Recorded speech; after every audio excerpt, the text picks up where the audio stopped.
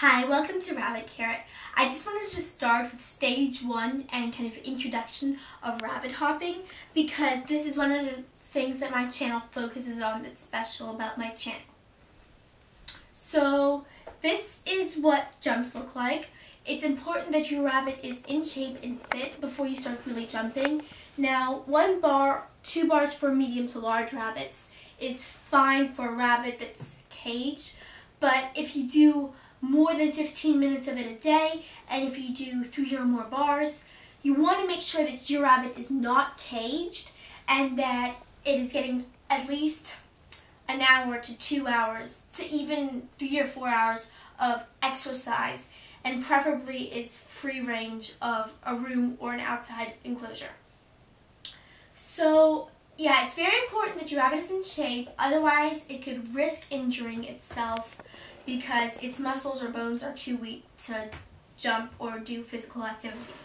Some ways you can improve your rabbit's fitness, even if it's in a cage, is by taking it on a leash, letting it run around in your yard, letting it run around in your room or in your house. And those are just some ideas that you can consider to get your rabbit fit. Then there's treats. You want to make sure you have treats that your rabbit likes, that you won't get tired of it really quickly, and that are reasonably healthy so you can feed them in good quantities. I wouldn't recommend feeding too much of them because that is bad for your rabbit, but for example, I have KT papaya healthy toppings treats. They work really well because they're dried fruit, which is healthier to rabbits than most yogurt drops and treats like that. But you want a treat like this, which is, fruit or something. Then the other question is the jumps. I got my jumps shipped from Vitacraft, which is, if you go online, it's vitacraft.de. You can get jumps. This is what they look like. Or you can just make your own jumps out of maybe a stick, a piece of PVC pipe, and a few books. You can build these with wood. If you take it apart, they are connected with dowels, so they are transportable. And then you just take, some metal and you put it in here. And then this is just PVC pipe with PVC connectors and colored tape around it. So yeah, those are the basics. Let me get the bunny so we can go ahead and start hopping. So here I have Ginger. It's very important that your rabbit knows what the treats are, and it might be good just to do a few tricks so that they get used to following the treats, because that really helps for jumping. And for jumping, what you want to do is you want to set it low. For small to medium rabbits, or rather dwarf to small rabbits, I'd say do it and put it at 1 bar, and just lead them over with a treat. Just kind of like this. You went ahead and just jumped it too. But if you have medium, large, or large rabbits, I'd say put it at 2 bars, which is the jump back there that he just hopped over. And if you have a giant rabbit, you can see, if it's in shape, you can go ahead and put it up to 3 bars to start out with. But I would recommend just leading your rabbit over, the jumps set at 1 bar, like maybe 2 in a row, in patterns, things like this.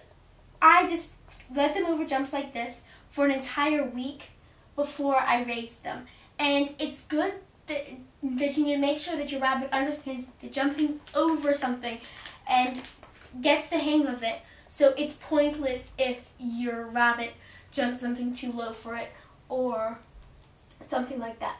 But it's important that your rabbit kind of knows that jumping over a jump like this rewards it with treats and praise so that it likes jumping before you start raising the jumps. So now I'm going to go ahead and raise the jumps to 3 bars. This is a pretty substantial jump for rabbits, and Ginger just ran away. But this would be your next step. So once your rabbit's comfortable jumping anywhere from a pull on the ground to 2 bars. You're going to want to raise it up to 3 bars and keep on just leading them over with a treat.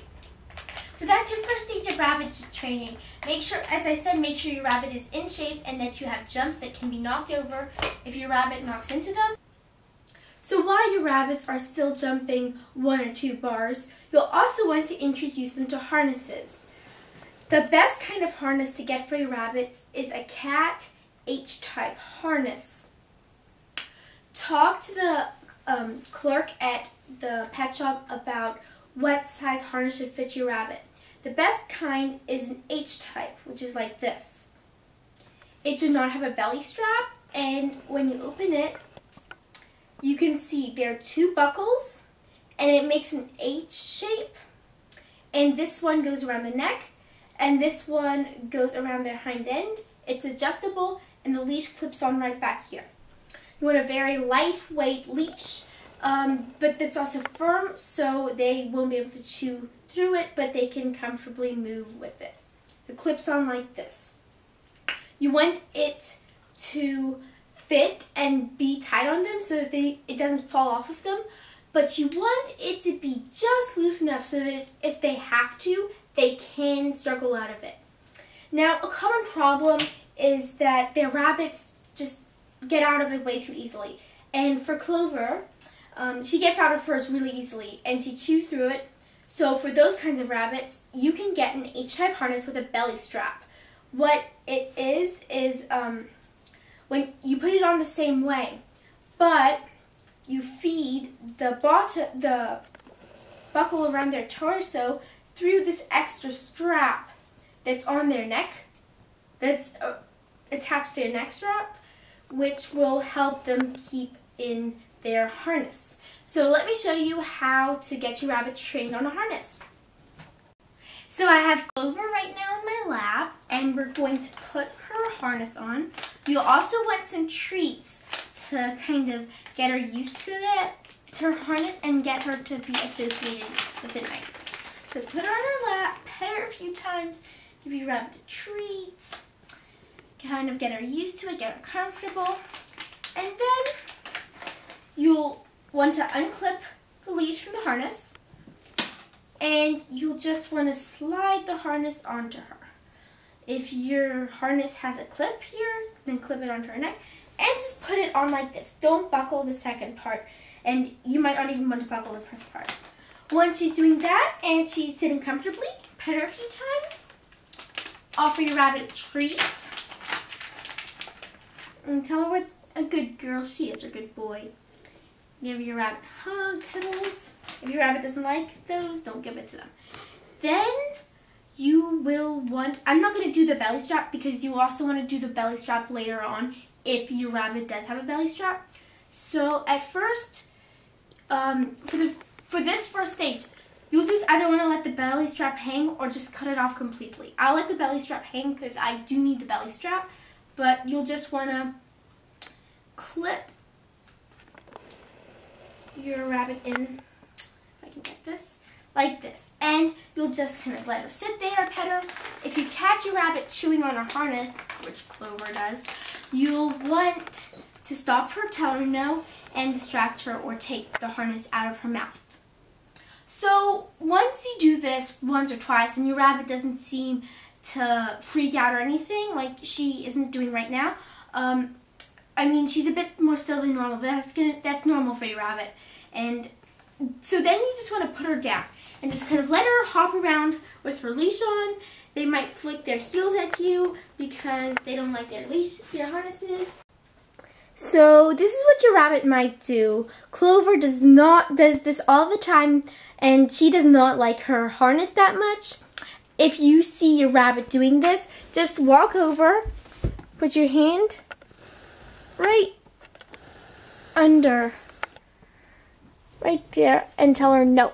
And grab the harness so that she can't pull on it anymore.